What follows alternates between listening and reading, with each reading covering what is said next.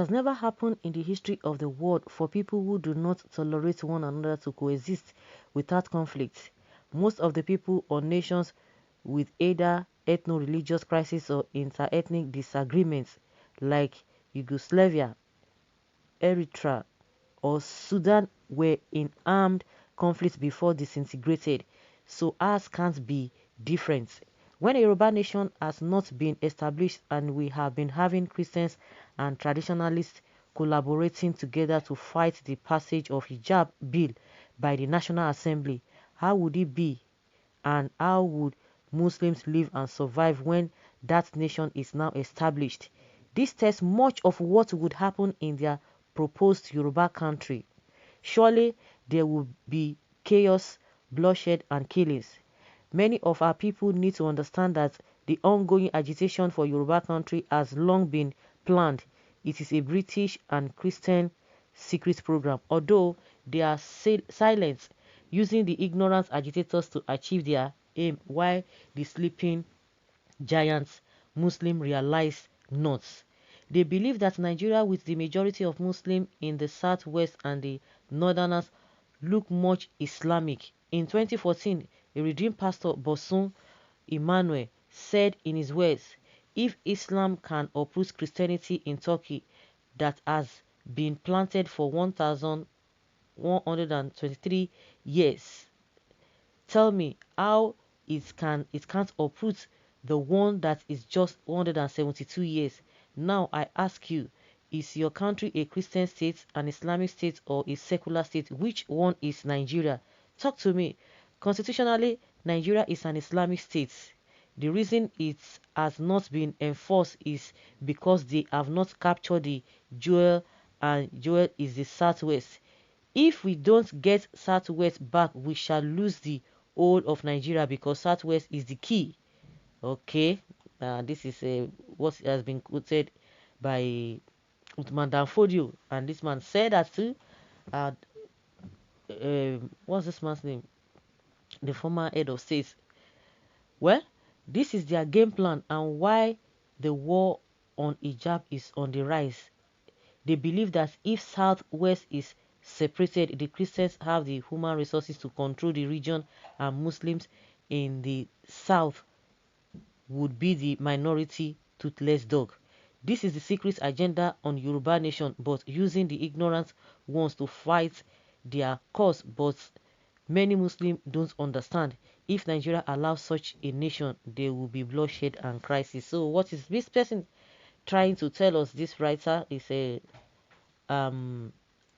there will be chaos, bloodshed, and killings if Yoruba nation is established, according to Amir Tawun. Amir Tawun is the one saying this.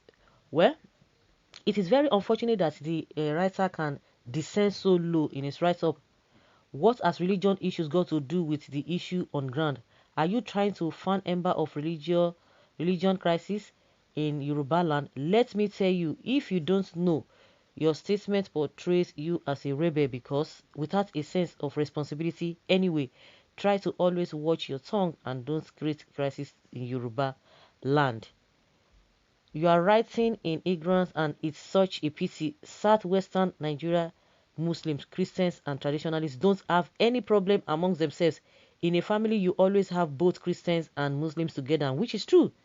Nobody cares where you come from, where you this is. It's only in the north they have that problem, and they want to impose that in other region. Islam is synonymous to shedding of innocent blood. This is the blood of the innocent that you have shed that is hurting you. In the history of the default Nigeria, how many times have the Christians started a religion riot? Repent and give your life to Christ and be freed from the guilt of innocent blood. Yoruba have understanding of religion, so keep your mouth shut. Yes. I'm a northerner. I support for a disintegration period. Please all ignore this person. Of course, it's in the public domain. People need to talk.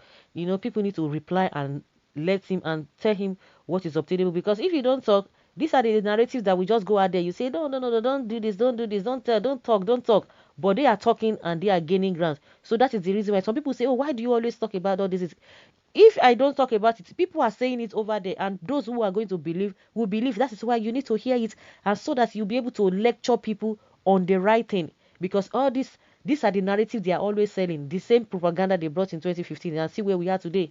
Because a lot of people did not want to listen, or the propaganda was much than even the reality. People who even saw the reality, because of the propaganda by this present government, it swept a lot of people off their feet. So what are we talking about? We need to talk about everything. Everybody must learn one thing or the other from each other. So uh, this particular person is speaking the mind of those who do not want the progress of this country. You can't just discard it just like that. The Yoruba I know are not interested in fighting each other in matters of religion because they are interwoven. Visit them during Christmas and Ileya festival. You will understand what I mean. Okay, someone said that was then. They have not shown their hatred towards Muslims. May God have mercy on you. Very illogical conclusions. Yugoslavia was having internal problems akin to Nigeria own, and the oppressor not let go. It resulted into war, and aftermath of which the country broke up and since has been enjoying peace and progress. If oppressor doesn't let go, that's what will happen in Nigeria soon. Yoruba are also enlightened more than to be fighting religious war. There will be no blood drop or war. Southwest are going, Southeast also are going. Take note. Yes, the people, the Northerners are fidgeting. Honestly, they are really fidgeting.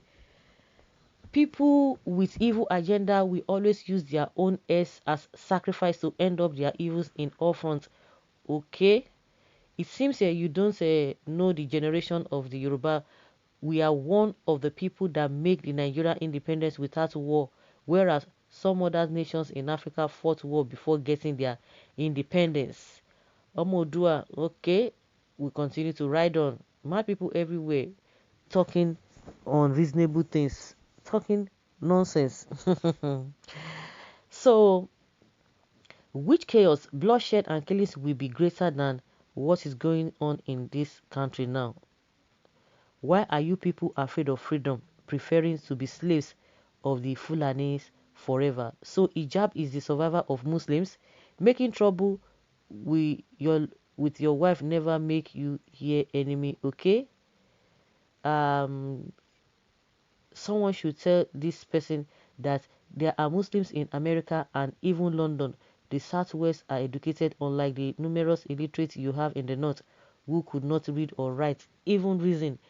They are only used by the few lucky Islamic fools in the North to shed blood. Yoruba nation is a must. I pity the North because their evils must fight them in the North when Nigeria disintegrates. So guys, let's hear your opinion and let's know your thoughts on this.